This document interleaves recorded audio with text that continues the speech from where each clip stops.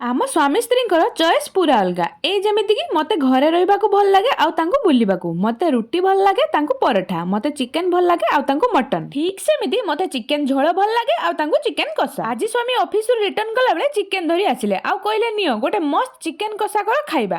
ମୁଁ ଭାବିଲି ତାଙ୍କ ପାଇଁ ଚିକେନ କଷା କରିଦେବି ଆଉ ମୋ ପାଇଁ ଚିକେନ ଝୋଳ କରିବି, ସେ ପୁଣି ଆଳୁ ଦେଇ। ପୁରା ସିମ୍ପଲ ୱେରେ ଗୋଟେ ମସ୍ତ ବାଲା ଚିକେନଟା ରୋଷେଇ କଲି ଆଉ ସ୍ୱାମୀଙ୍କ ପାଇଁ ଚିକେନ କାଢି ଦେଇ ମୁଁ ମୋ ପାଇଁ ଚିକେନ ଝୋଳଟା କରିନେଲି। ଚିକେନ ସହ ଭାତ ଆଉ ସାଲାଡ ଟିକେ ହେଲେ ୟାଠୁ ସୁଖଦ ଖାଦ୍ୟ କଣ ଅଛି କହିଲେ? ତାପରେ ଆମେ ବସିଗଲୁ ଖାଇବା ପାଇଁ। ସବୁଠୁ ମଜା କଥା ହେଲା ଯେ ମୋତେ ଚିକେନ କଷାଟା ବହୁତ ଭଲ ଲାଗୁଥିଲା ଚିକେନ ଝୋଳ ଅପେକ୍ଷା। ମୁଁ ମୋ ଚିକେନ ଝୋଳ ଛାଡି ତାଙ୍କ ଚିକେନ କଷା ଖାଇଲି। ସେଇଠୁ ସ୍ୱାମୀ କହୁଛନ୍ତି ତମକୁ ତ କୋଉଟା ଖରାପ କୋଉଟା ଭଲ ଜଣା ନାହିଁ, ନିଜ ଇଚ୍ଛାରେ କଣ ପାଇଁ ରୋଷେଇ କର।